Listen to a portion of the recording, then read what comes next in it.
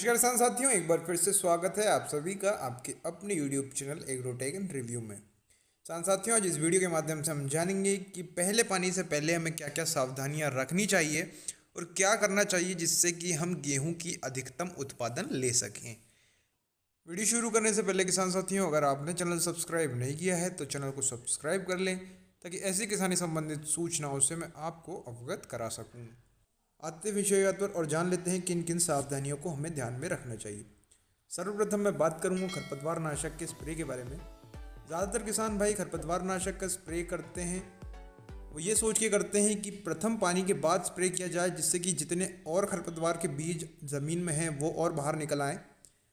उससे होता क्या है किसान साथियों कि जो पहले के खरपतवार रहते हैं वो 3 से 4 पत्ती की अवस्था से ऊपर चले गए होते हैं या फिर पूर्णतः रूप से वो जम गए होते हैं। उनका कंट्रोल करना हमारे लिए मुश्किल हो जाता है।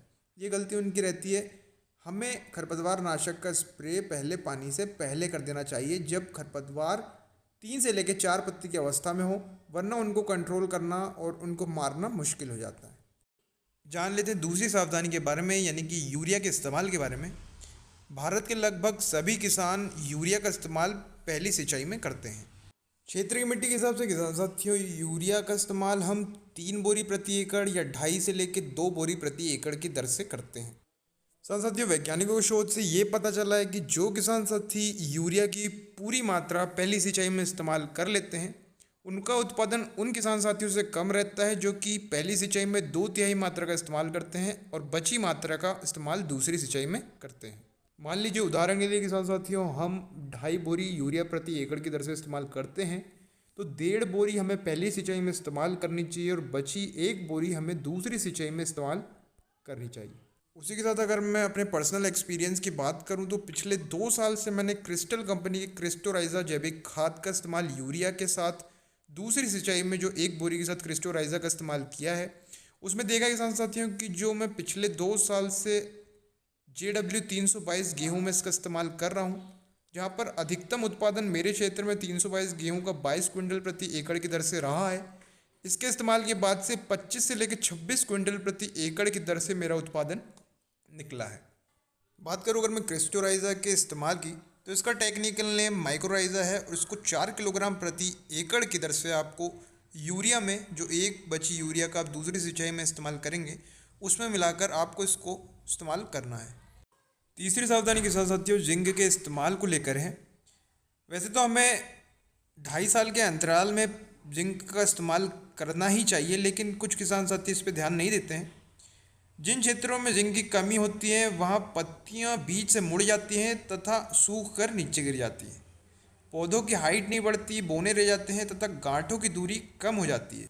ऐसी स्थिति में किसान साथियों उत्पादन में भारी गिरावट आती है। साथ ही जो फसल रहती है वो दूसरी फसलों के मुताबिक 15 से लेकर 20 दिन लेट से पकती है। आपको भी अगर लगता है किसान साथियों कि आपकी फसल में जिंक की कमी के लक्षण हैं या फिर पौधे में हरापन कम है, तो आप भी किसान साथियों आपकी खड़ी फसल में जिंक सल्फेट 33% को पहली सिंचाई में यूरिया के साथ मिलवा कर खेत में डलवा सकते हैं, जिससे कि कमी के लक्षण दूर होंगे, साथ ही उत्पादन में बढ़ोतरी होगी। चौथी सावधानी के साथ साथियों हमें पोटास के इस्तेमाल को लेकर है। पोटास एक ऐसा उर्वरक है किसान साथियों जिसकी सीमित मात्रा खेतों में अनिवार्य रूप से डलनी चाहिए, लेकिन जब से किसान साथी लगातार DAP का इस्तेमाल कर रहे हैं पोटास से काफ़ी दूरी बना चुके हैं। किसान साथियों पोटास 20% तक हमारे उत्पादन में जिम्मेवार होता है। जो किसान साथी फसल में बोनी करते वक्त NPK का इस्तेमाल करते हैं उनकी पोटास की कमी तो दूर हो जाती है, लेकिन जो किसान साथी लगातार DAP का इस्तेमाल कर रहे हैं वो पोटास की कमी के लक्षण अपनी फसल में देख सकते हैं। किसान साथियों पोटास ही बालियों के भराव, दानों की चमक, दानों की गुणवत्ता एवं दानों की बजनी होने के लिए जिम्मेदार होता है। बात करूँ अगर मैं इसके इस्तेमाल की तो आप प्रथम सिंचाई में यूरिया के साथ 20 किलोग्राम प्रति एकड़ की दर से MOP का इस्तेमाल कर सकते हैं। ये थी 4 सावधानी किसान साथी जो कि प्रथम सिंचाई से पहले आपको दिमाग में रखनी होती है, जिससे कि आपके उत्पादन पर कोई भी गिरावट ना आए। बाकी यही थी इस वीडियो की सूचना। आशा करता हूँ आपको ये वीडियो पसंद आया होगा। वीडियो पसंद आया तो लाइक करें एवं चैनल को सब्सक्राइब करना ना भूलें। फिर लौटूंगा किसान साथियों। जय हिंद, जय भारत।